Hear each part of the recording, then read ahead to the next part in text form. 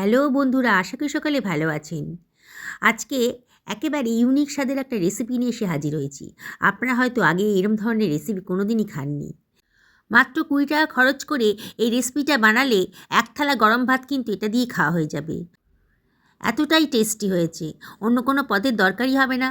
চলুন তাহলে কথা না বাড়িয়ে ফটাফট রান্নাটা করে ফেলি।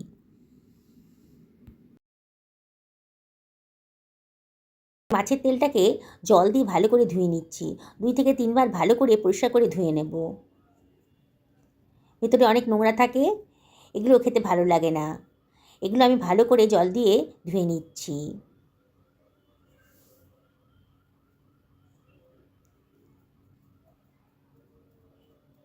এটা কাতলা মাছের তেল।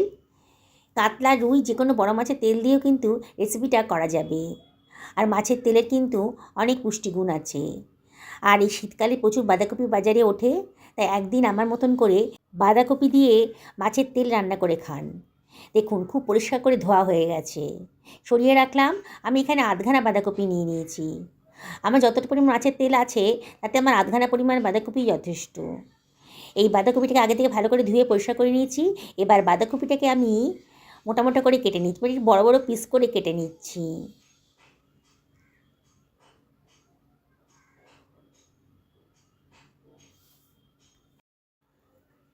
দেখুন কত কিরম করে আমি পিসগুলো করে নিচ্ছি। এইভাবে আধখানা বাঁধাকপি আমি কেটে নেব। আপনারা কী পরিমাণ মাছের তেল নিয়েছেন সেই অনুযায়ী বাঁধাকপিটা নেবেন, তাহলেই কিন্তু টেস্টি হবে। দেখুন বেশ বড় বড় করেই বাঁধাকপিটা কাটা হয়ে গেছে, এবার সরিয়ে রাখলাম। এবার একখানা পেঁয়াজ দিয়ে দিয়েছি, মাঝারি সাইজের পেঁয়াজ।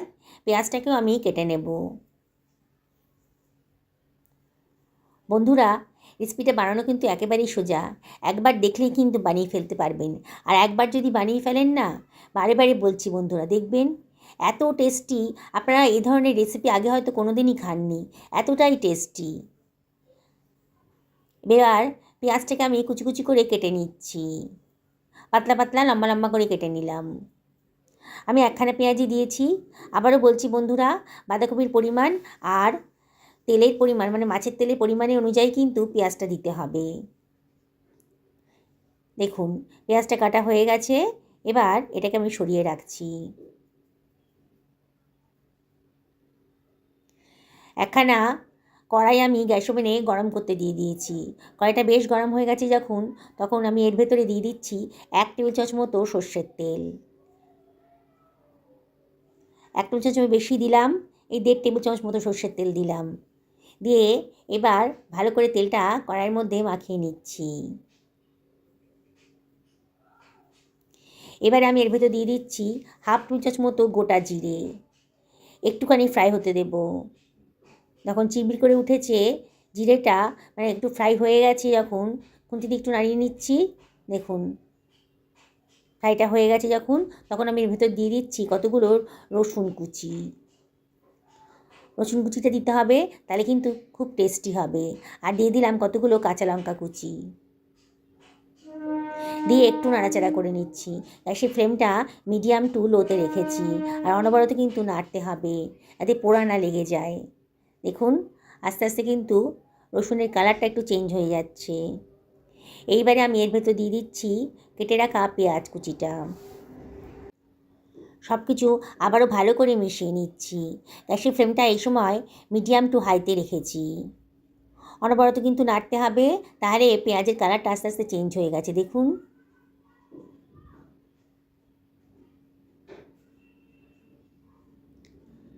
পেঁয়াজটা কালারটা বেশ চেঞ্জ হয়ে গেছে। এবারে 1 টেবিল চামচ মতো লবণ এর ভেতরে দিয়ে দিলাম। আর দিয়ে দিচ্ছি 1/2 টেবিল চামচ মতন হলুদের গুঁড়ো। আর 1/2 টেবিল চামচ মতো লঙ্কার গুঁড়ো এর ভেতর দিয়ে দিচ্ছি। 1/2 টেবিল চামচ কমই দিলাম, 1/4 টেবিল চামচ মতো দিয়েছি। অবশ্যই লঙ্কাটা নিজেদের পছন্দ মতো দেবেন, কে কীরকম ঝাল পছন্দ করেন সেই অনুযায়ী দেবেন। আমি একটু অল্পই দিলাম লঙ্কাটা, আর কাঁচা লঙ্কা দিয়েছি, তাতে বেশ ঝাল ঝাল হবে। এবার সব কিছু ভালো করে মিশিয়ে নিচ্ছি, একটু ফ্রাই হতে দেব। এবার আমি দিয়ে দিচ্ছি একটা টমেটোকে কুচি করে কেটে রেখেছিলাম, দিয়ে দিলাম। দিয়ে সব কিছু ভালো করে মিশিয়ে নিচ্ছি। এইবারে আমি দিয়ে দিচ্ছি কেটে রাখা বাঁধাকপিটা। পুরো বাঁধাকপিটাই দিয়ে দিলাম। এবারে আমি সব কিছু ভালো করে মিশিয়ে নিচ্ছি। বন্ধুরা, রেসিপিটা এতটাই টেস্টি না, এক থালা গরম ভাত কিন্তু এটা দিয়ে খাওয়া হয়ে যাবে, আর অন্য কোনো পদের দরকার হবে না। শুধু ভাত বলবো কেন, দুখানা যদি রুটি খান তাহলে 4টে রুটি এটা দিয়েই খেয়ে নিতে পারবেন, এতটাই টেস্টি। যাকে খাওয়াবেন সেই কিন্তু দারুণ প্রশংসা করবে। এত সুন্দর টেস্টি রেসিপিটা আজকে তৈরি হতে চলেছে। আপনারা শেষ পর্যন্ত ভিডিওটা দেখুন, আশা করি আপনাদের ভীষণই ভালো লাগবে। আমি কিন্তু কোনো এক্সট্রা জল দিইনি, বাঁধাকপির গা থেকেই জল বেরোতে শুরু করেছে। আমি ঢাকা দিয়ে মিনিট 3 রান্না করে নেব। দেখুন 3 মিনিট বাদে বাঁধাকপিটা কিন্তু অনেকটাই নরম হয়ে গেছে, দেখেই মনে হচ্ছে, আর জলটাও অনেকটা শুকিয়ে গেছে। আবার আমি সব কিছু ভালো করে নাড়াচাড়া করে দিচ্ছি।